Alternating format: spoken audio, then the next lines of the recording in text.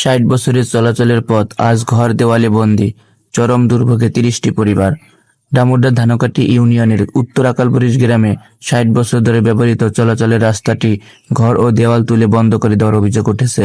এতে চরম দুর্ভোগে পড়েছেন প্রায় ৩০টি পরিবার।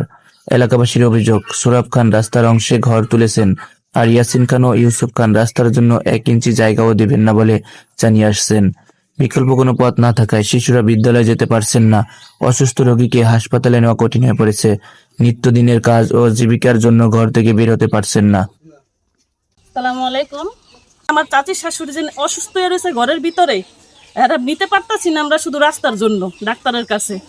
হ্যাঁ, ঘরে পচতাছে, এটাই আমাকে বড় অবস্থা। আমরা মারা গেলে যেন একটা খাট বাইর করবে দিক দিয়া, কবরস্থানে নিতে পারবো না, এরা এইভাবে আমাদের আটকাইছে।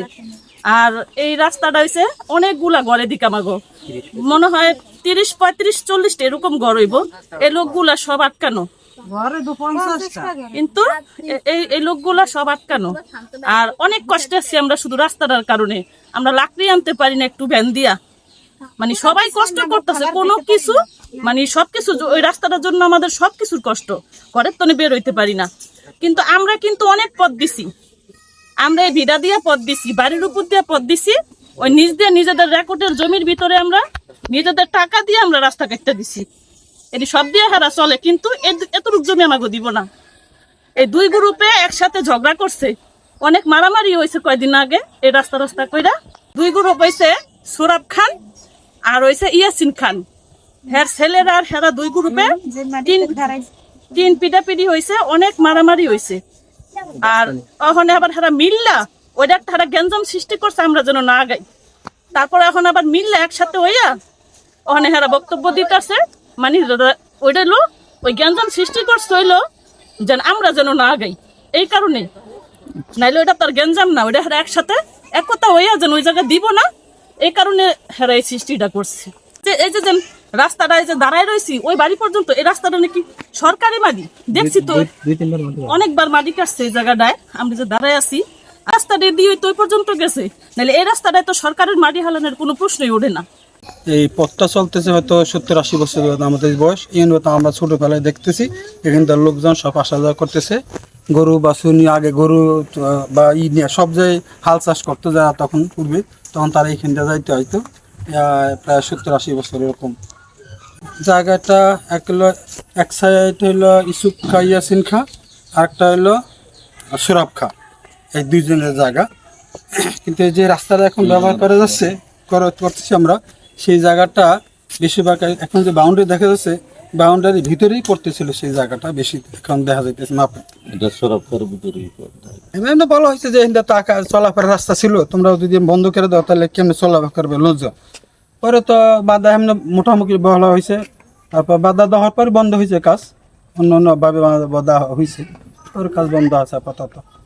তারপর আমরা মিটিংয়ে বসছি গত শুক্রবার দিন, সবাই গ্রামের শালিশালিয়া, ওখানে একটা বসে একটা রাফা দামাত হয়তো হইতেছিল, তো লাস্ট মুহূর্তে ওইটা আবার সমস্যা হয়ে আর হয়নি।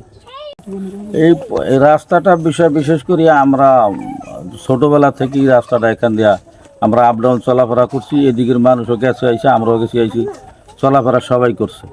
কিন্তু বিগত এই দুই সাইডের মানুষের এরা বলছে যে জায়গার স্বল্পতার কারণে এরা বন্ধ করে দিছে। এখন উত্তর পাশে যে লোক আছে প্রায় 25-30টার মতো ফ্যামিলি আছে, পরিবার আছে, 16 আনে।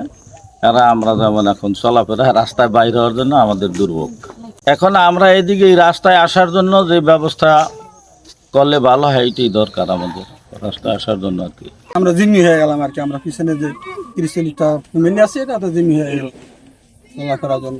কারণ আমাদের কেউ একটা অসুস্থ হয়ে গেলে যে একটা অটো নিয়ে বা ভ্যান নিয়ে যে বের হবে, বা একটা লোক মারা গেলে তার খাট নিয়ে যে আসবে, আমরা হয়তো এই মসজিদে করি জানাজা হয়, কিন্তু এই পরিস্থিতি এখন নাই, খুব দুর্ভিক্ষ মতো গেলে।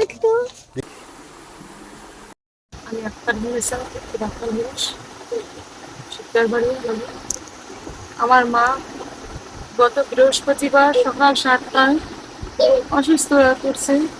আমার আম্মারে আমি প্রেশার মাপাইনি, ডাক্তারের 3-4 ডাক্তারের আমি ফোন করছি, আপনাকে যাতায়াত অসুবিধা, ডাক্তার আসে নাই।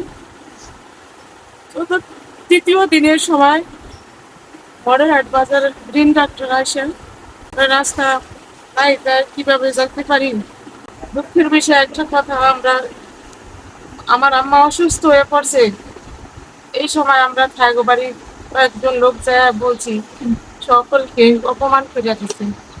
অনেকে অনেকেরই বলছি, কিন্তু আমার আম্মা তো এখন না ফেরার দেশে চলে যাচ্ছে।